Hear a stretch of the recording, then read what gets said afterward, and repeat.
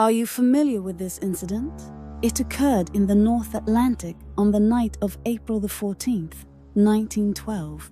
That event is remembered as the most famous maritime disaster in human history. Do you know all about the tragedy of the Titanic? It was hailed as unsinkable, and even called a pinnacle of human ingenuity. The luxurious ocean liner Titanic collided with an iceberg, resulting in over 2,200 people. More than half of the passengers and crew disappeared into the cold sea. Why did that ship have to sink? And could there be untold truths hidden behind that sinking? People have continued to ask this question. This time we will unravel the unimaginable truth hidden within this tragedy. The truth said to be buried in the darkness of history, in a realm that science cannot explain. However, there are times when mysterious phenomena are reported, as if they are prying open the door to that truth. This is what is referred to as memories of a past life. Young children speak as if they have experienced it themselves. Start talking about past events and people you shouldn't know. This is precisely a taboo area that shakes the very foundations of the common sense established by science and the regulatory concepts regarding brain function. What we are about to delve into is an astonishing, true story that sheds new light on the tragedy of the Titanic. Through memories of past lives, the soul of the Titanic began to speak. In truth, James Lenning was a lovely boy, born into an ordinary family. However, when he turned 2, his daily life would suddenly be dominated by nightmares. Every night, James wakes up screaming in terror, trembling as if he is having a nightmare. The airplane is on fire. The man who is falling cannot escape. The scream, which seemed to be a typical night cry of a young child, soon began to suggest that it was not just a bad dream. The nightmare repeated the same content over and over. Just when I thought I had barely escaped from a plane, crashing while spewing fire, I found myself boarding a gigantic ship, and the ship is sinking. The vivid scene continued to torment his young heart. At first, his parents thought it was just a mere fantasy or a strange dream that children have. But they gradually began to feel suspicion and anxiety due to the overly real and continuous nightmares. James continued with a detailed description, as if he had actually experienced it. The ship is lying on its side. The water is cold and it's coming in. His words were so specific that they brought an eerie premonition to his parents' hearts. James's nightmares begin to affect him even while he is awake. He has become extremely agitated even when playing with toy airplanes.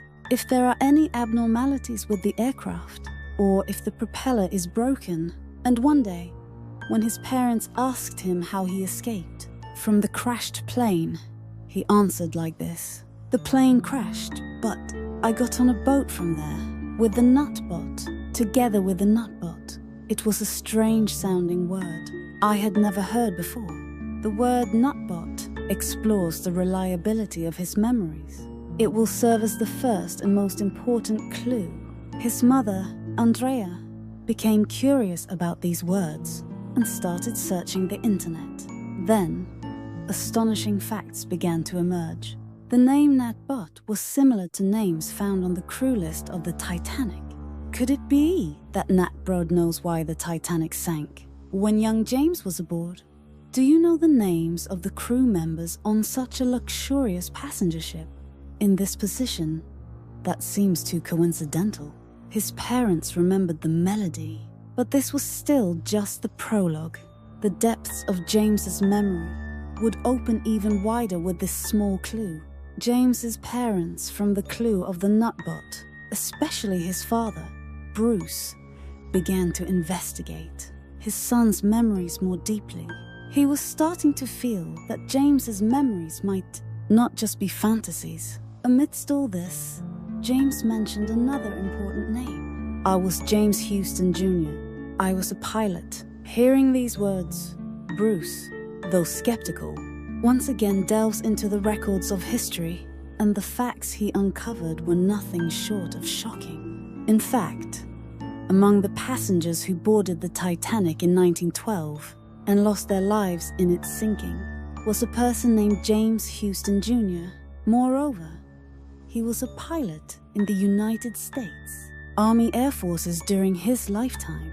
The memory of the plane crash that young James saw in his nightmare, and then boarding a ship, and the profession of a pilot in a past life that he himself speaks of, all of this perfectly matched the life of a single person named James Houston Jr. It's a story that seems too good to be just a coincidence. This discovery strongly suggested that James's memories were not merely the fantasies of a child or knowledge gained from television. At this point, his parents had no choice but to seriously consider the possibility that their son's memories were indeed memories from a past life that seemed unbelievable. With the identification of a person named James Houston Jr., the family further advances the connection between his memories and historical facts. The result was nothing short of astonishing. James had surprisingly accurate knowledge about the structure of the Titanic. For example, he pointed out that there were too few lifeboats. He also described how the bow had lifted before the Titanic sank. All of these were completely consistent with the facts, supported by the testimonies of Titanic survivors and expert analysis. The information conveyed from his mouth was accompanied by a vivid sense of presence, as if he himself had been there. Moreover, detailed memories emerged one after another, such as the specific way lifeboats were launched, the types of dishes used on board, and the appearance of the clock face in a specific location. Considering his age and the fact that he had almost no opportunity to encounter information about the Titanic, these pieces of information were all inexplicable. His parents described it as a miraculous phenomenon. When they found information about the Titanic in the library, the most vivid memory for James was indeed the depiction of the moment the Titanic sank. As his nightmare had indicated, he continued to speak as if he was seeing the scene right in front of him again. The ship's lamp flickered. This suggests that the generator repeatedly stopped and restarted during the sinking, which aligns with the testimonies of survivors. Cold water rushed in an instant.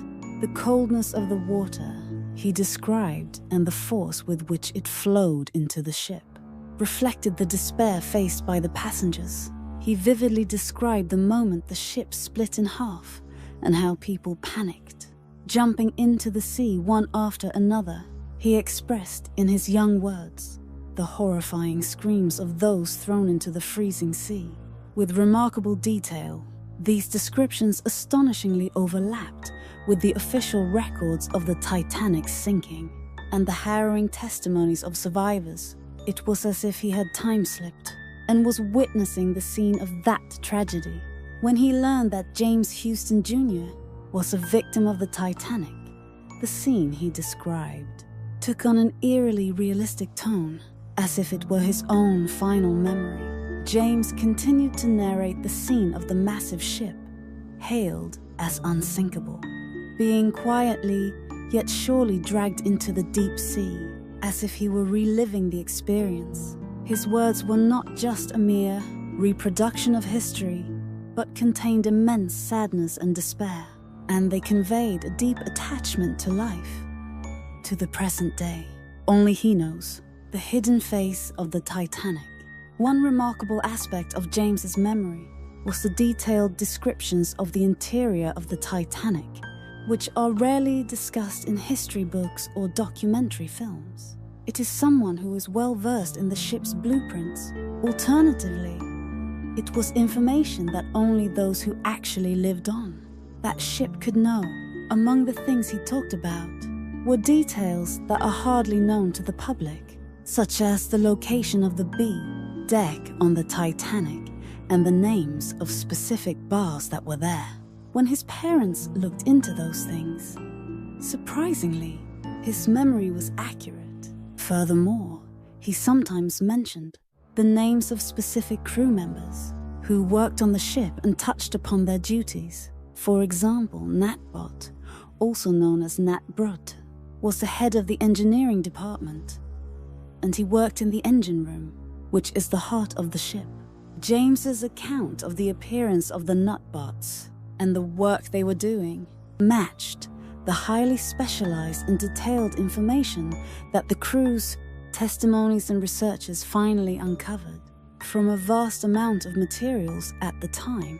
His memories extended not only to the Titanic itself, but also to the more human aspects of the daily lives of the people who lived on that ship and the environments in which they were. It was as if he had seen the entire massive backstage of the Titanic, or had existed as part of it, creating a sense of illusion. These memories align with the facts that later researchers struggled to uncover, deepening the mystery of how James came to know this information. Why is it that a young boy who can barely read is not publicly available? Did he know details of history that even researchers would struggle to uncover? Why was he able to speak as if he had seen specific places inside the Titanic and the unknown wreck site? This question goes beyond just a mysterious experience of one family and touches on our concept of memory. Furthermore, it raises fundamental questions about consciousness and existence itself. James's case demonstrates that concepts like reincarnation and past lives, which humanity has held for many years, are not mere superstitions or stories, but phenomena that can actually occur. It vividly showcased the possibilities to us. Thank you for watching. If you enjoyed the video, please consider subscribing to the channel, giving it a thumbs up, and leaving a comment.